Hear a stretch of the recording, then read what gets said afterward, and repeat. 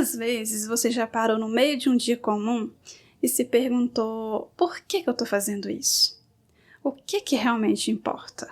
Qual a hora certa de fazer as coisas? Qual a coisa certa a se fazer?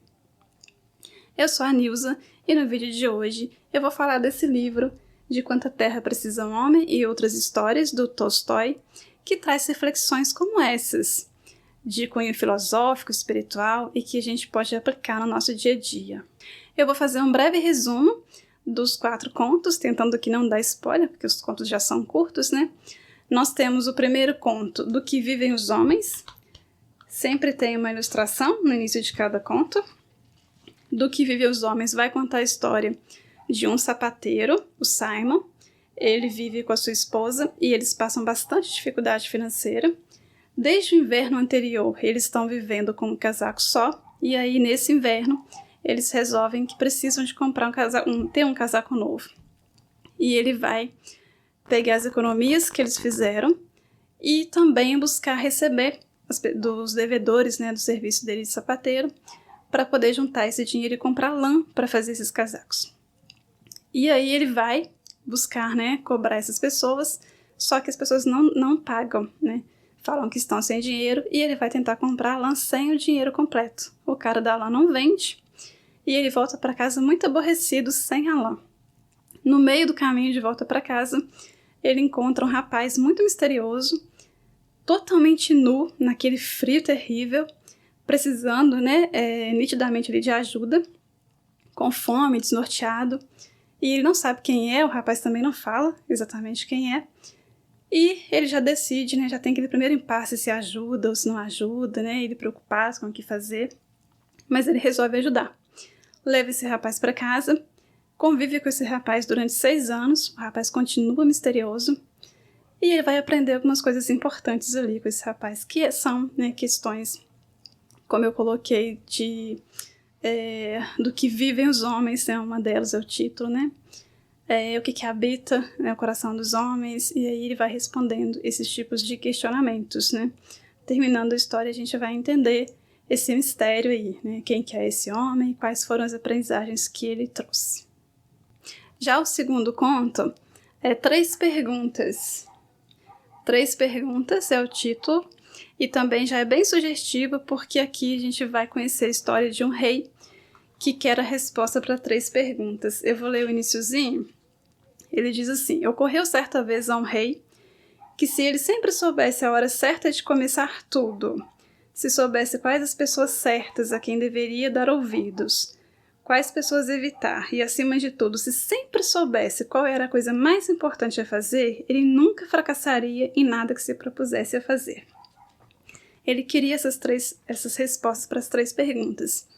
Então esse rei, ele coloca ali uma recompensa para quem tiver essas respostas. Vai gente de todo canto querendo a recompensa, mas as respostas não são convincentes. Então o que o rei faz? Não desiste. Ele vai atrás de um sábio ermitão, vai passar ali um tempo com esse sábio, querendo as 3 respostas, e a gente vai acompanhar também, né, o que ele aprendeu com isso. Qual que é a hora certa de fazer as coisas, né? Qual que é a coisa certa de fazer, como saber a coisa certa de se fazer, como saber quem são as pessoas certas.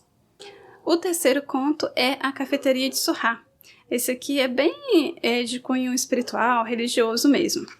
Cafeteria de Surrá, nós temos aqui a história de um teólogo que estudou muito e acabou com tanto estudo se confundindo sobre a existência de Deus. Ele entra nessa cafeteria e o escravo dele do lado de fora, ele pergunta para esse escravo se Deus existe. O escravo dá uma resposta, as pessoas que estão ali na cafeteria escutam e ficam incomodadas, indignadas com a resposta, e aí cada um vai dar uma resposta que vai incomodando o outro, porque cada um tem uma resposta diferente, até que um chinês dá a sua resposta, que é também muito interessante. E aqui é essa questão, né, de como que a gente responde essa pergunta sobre a existência de Deus. Quem é Deus, né? Ele existe? Se ele existe, quem é Deus? Como conhecer Deus? Como saber sobre Deus? E por fim, o último conto, De Quanta Terra Precisa um Homem, também é o conto da capa, é o conto que eu mais gostei.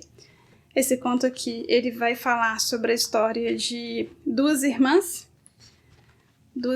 que estão discutindo, uma mora no campo e uma mora na cidade. A da cidade está dizendo que viver na cidade é muito melhor e desfazendo da vida no campo, dizendo que a vida no campo não tem nada para fazer, sem graça, é monótona, muito chato. E a irmã do campo defendendo seu estilo de vida, reconhecendo que não tem o que tem na cidade, mas também tem benefícios de viver como ela vive. O problema é que o marido dela está escutando a conversa e ele acaba se despertando para aquilo que eles não têm, para o que falta, tendo um sentimento ali de ambição, desejo, até uma inveja talvez. E aí ele tem o seguinte pensamento: ocupados como somos, lavrando a mãe terra, nós camponeses não temos tempo para pensar em bobagens e futilidades.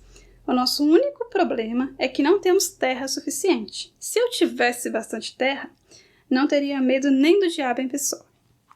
Aí a gente tem o desenrolar dessa história, a busca dele por mais terra, já que ele chegou a essa conclusão de que o problema é não ter terra, que se ele tivesse mais terra o suficiente, tudo estaria resolvido, ninguém ia barrar ele, nem o diabo. Ele vai viver essa busca por terra e a gente vai acompanhar como que é, né? Como que isso modifica a vida dele, quais as consequências que tem, se ele consegue a terra suficiente, como que ele lida com isso. E a gente tem aqui uma reflexão sobre a idealização.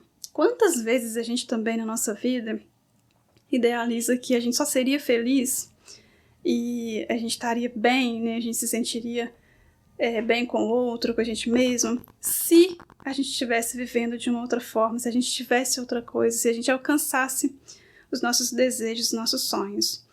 Muitas vezes a gente fala assim: se eu tivesse tempo para estudar, por exemplo, eu estudaria e tal. Se eu tivesse tempo para caminhar, se eu morasse em tal lugar, se eu tivesse um carro, se eu tivesse uma casa, se eu tivesse um emprego melhor, se eu ganhasse mais, eu estaria feliz, os problemas que eu tenho hoje estariam resolvidos. Será? Às vezes a gente simplifica toda a nossa vida e a gente, direciona a responsabilidade para uma única situação que nem sempre resolveria nossos problemas, né? Quantas vezes apenas desvia a nossa atenção para algo e faz a gente parar de pensar sobre o que realmente importa, sobre outras coisas que estão acontecendo na vida que a gente não está dando atenção. E será que a gente vai dar atenção tarde demais? Será que a gente vai esperar muito? Às vezes até conquistar aquilo que a gente queria primeiro, para poder descobrir que não era isso, e agora o que eu faço? Né? Eu queria tanto tal coisa, eu achei que eu seria feliz se eu conseguisse tal coisa, e agora eu consegui. E eu descubro que não era isso. A gente estava ali apenas desejando pelo ato de desejar, né? Mas a gente não se debruçou de fato sobre o que realmente importa, o que realmente tem valor para a nossa vida. Às vezes a gente vê críticas ao livro do Tolstói, nesses contos aqui, por esse tom moralizante e ingênuo dele. Mas eu acredito que vale a pena a leitura, porque nós temos aqui contos que têm a ver com o que a gente vive dia a dia, ainda mais nessa vida, corrida, nessa complexidade, nessa vida moderna que a gente tem. Dia a dia a gente está precisando repensar que às vezes as respostas para questões profundas, complexas, estejam nas coisas simples da vida, estejam nas escolhas que a gente faz dia a dia. Apesar de parecer ingênuo, esses valores absolutos, eles também ainda têm o seu lugar, né? O fazer o bem, o amor, as escolhas, bem elaboradas, o pensar antes de agir, né? O cuidado, a bondade. Às vezes valores que a gente perde e que fazem muita diferença no estilo de vida, no nosso bem-estar, na nossa relação com o outro, com o mundo.